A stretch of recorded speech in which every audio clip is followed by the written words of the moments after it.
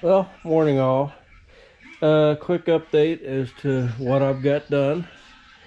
So we know we got the clutch ironed out, greased up. I got a good idler pulley on there now. I did take and grease and put shrink wrap around the pivot joints on the control arm. I did remove the brakes assembly.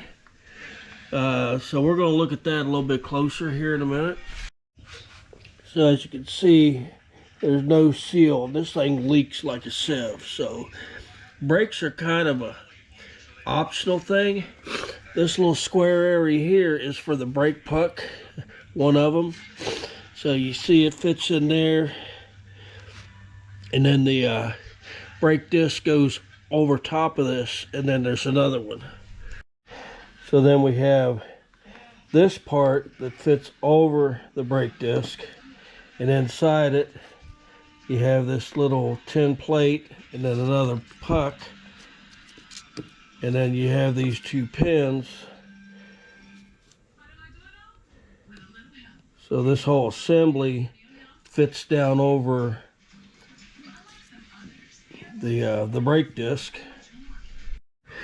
So when you twist on the or push on the brake pedal, this piece of metal here pushes and it twists, and it actually pushes down on them pins, which does the clamping force for the brakes. So pretty simple setup.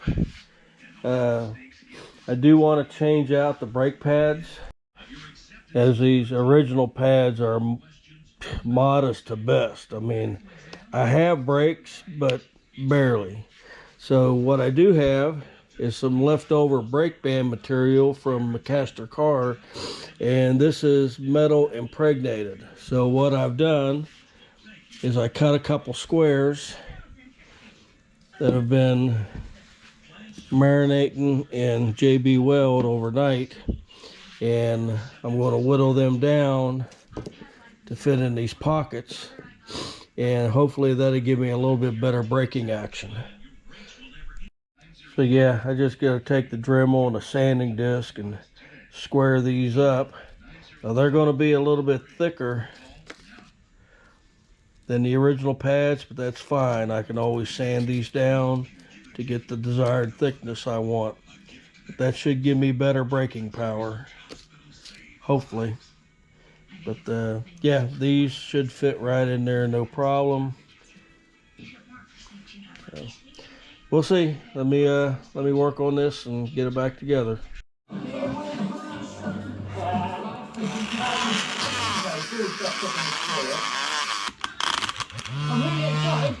I hate these. Well, I'm out of sanding discs, so we're old schooling it.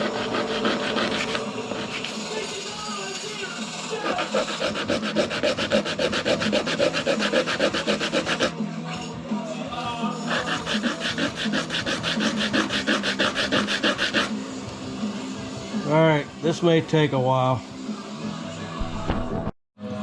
Okay, it's actually looking pretty good.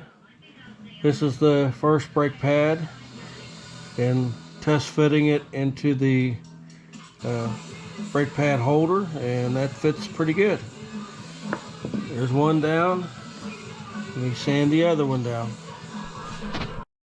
Alright, so I got two new brake pads, and as you can see, the thickness is much better.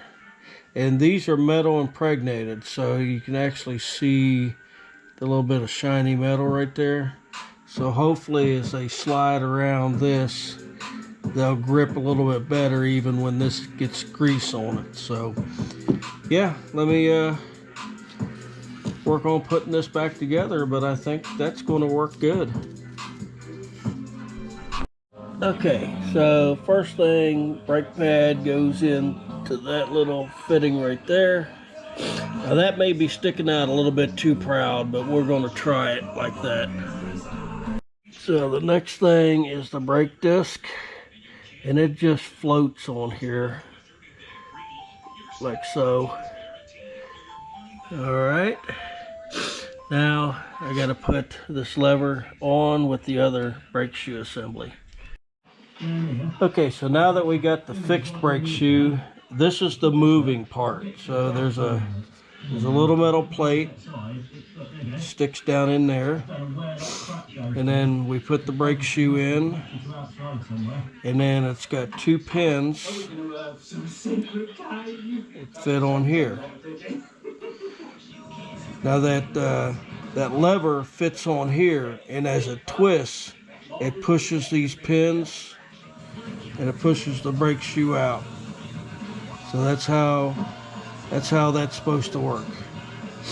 Now I got to figure out which way it goes on. I think it goes this way. So let's get this put on. Okay, so it's really hard to tell. Now these brake pads are thicker, so you can see the inner and the outer. So here's that lever, and as you push on the brake, it pushes them pins. But I think, and there's no way to tell, I think I'm going to have to take that back off and thin them pads up a little bit, because I think that's locked up. I can't move it at all, and this is loose. So yeah, but that's how it works. So you when this lever, you step on the brake pedal and it pushes up here, and it twists, pushes some pins in, and that's what actuates the brake. But I think them pads are a little too thick. I'm gonna pull them out, sand them down a little bit, and just so I can feel a little wiggle. Yeah, I have no wiggle at all on that.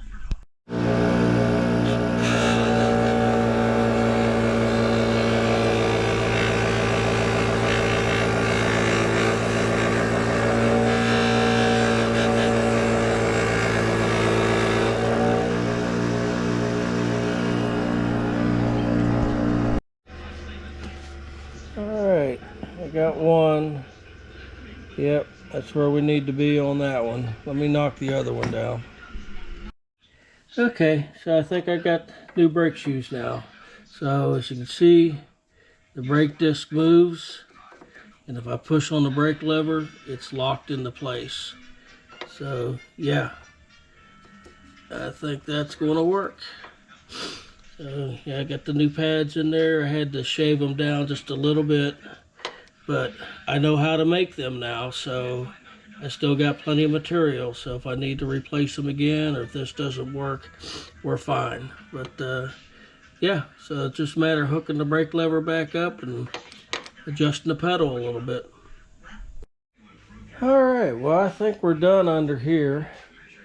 Yeah, I used the bench press, straighten that lift lever out. We got new brake shoes in. Steering linkage is tightened up. Clutch assembly is serviced. So yeah, I think we're ready to put this thing back on the ground. And still waiting on steering parts. So yeah, but pretty much everything's done under here. The deck should line up good now. All right, let me take a break and we'll put this thing back on its wheels.